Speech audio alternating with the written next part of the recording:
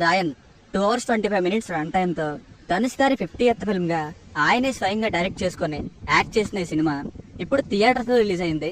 ఇక సినిమా చూసాక నాకైతే వన్ టైం వాచబుల్ అనిపించిందండి. ఫస్ట్ హాఫ్ పర్లేదు అనిపించింది, సెకండ్ హాఫ్ లాస్ట్ అరగంట తప్ప మిగతాది బెటర్ దెన్ ఫస్ట్ హాఫ్ అనే చెప్పాలి. మళ్ళీ లాస్ట్ అరగంటలో సరైన స్ట్రాంగ్ కాన్ఫ్లిక్ట్ అండ్ ఎమోషన్ లేకుండా డ్రాగ్ చేసినట్టుగా అనిపించింది. సినిమా చూసాక ఎవరైనా సరే ఈ స్టోరీని ఎన్ని సినిమాల్లో ఎన్నిసార్లు చూసున్నాం అని అంటారు, కానీ నరేషన్ వలన కొంతవరకు ఎంటర్టైనింగ్ గానే ఉంది. అందుకే వన్ టైం వాచబుల్ అనిపించింది.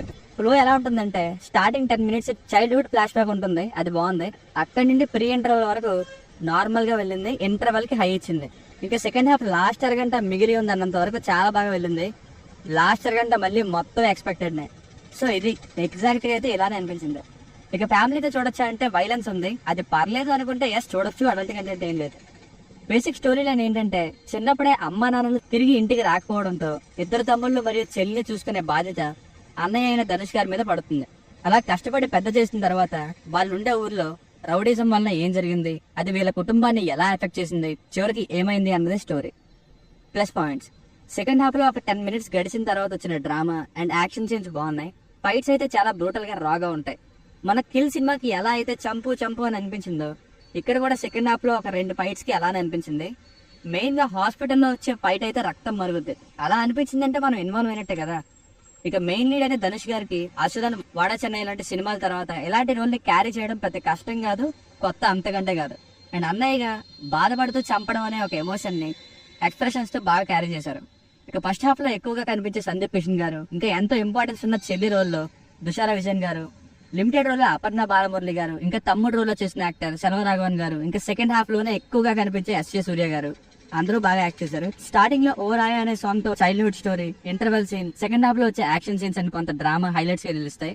ఏఆర్ రెహమాన్ గారి బీజిఎం కొన్ని చోట్ల బాగుంది, కానీ మిగతా చోట్ల అంతేం అనిపించలేదండి నాకు. నా ఇకైకలే కన్ను కొట్టాయి అండ్ లాస్ట్ లో వచ్చే భోగి భోగి 2 songs బాగున్నాయి. ఇంకా స్టార్టింగ్ లో వచ్చే ఓరాయ సాంగ్, ఇక blue black and red colour mix కొట్టిన సినిమాటోగ్రఫీ కూడా సినిమా థీమ్ కి మ్యాచ్ అయ్యి మరింత రాగా మార్చింది.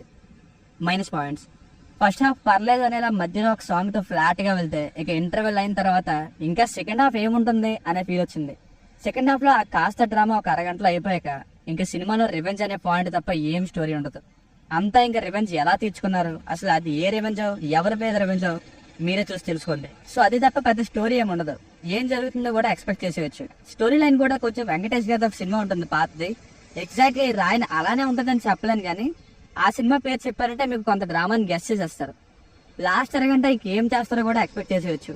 అండ్ ఎమోషనల్ యాంగిల్ ని, కాన్ఫ్లిక్ట్ ని ఇంకా పెంచితే బాగున్నాం, అంత కన్విన్సింగ్ గా అనిపించలేదు. ప్రకాష్ రాజ్ గారిని ఇంకా వరలక్ష్మి శరత్ కుమార్ గారి రోల్ ని పెద్దగా యూజ్ చేసుకోలేదు. సో ఫైనల్ గా మూవీకి వర్డిక్ట్ ఏంటంటే వన్ టైం వాచబుల్ అని చెప్పొచ్చు గైస్. రొటీన్ స్టోరీ అయినప్పటికీ కొన్ని చోట్ల బాగా హై ఇచ్చే సీన్స్ తో, చాలా చోట్ల ఇంప్రెస్ చేసే ఏఆర్ రెహమాన్ గారి సాంగ్స్ అండ్ బీజిఎం తో, డీసెంట్ పర్ఫార్మెన్సెస్ తో, కానీ కొన్ని చోట్ల నార్మల్ గా ఫ్లాట్ గా ఉన్నప్పటికీ ఇంకా సెకండ్ హాఫ్ లాస్ట్ అరగంటని రొటీన్ స్టోరీతో డ్రాగ్ చేసినప్పటికీ ఓవరాల్ గా ఒకసారి చూడడానికి బాగా అనిపించింది guys. Routine but raw and entertaining. మీకు రేటింగ్ వచ్చేసి ఇది నా ఒపీనియన్ 3/5. మీ కరెక్ట్ రివ్యూ నచ్చినట్లయితే మరిన్ని రివ్యూస్ కోసం మన ఛానల్ ని సబ్స్క్రైబ్ చేసుకోండి. Thank you.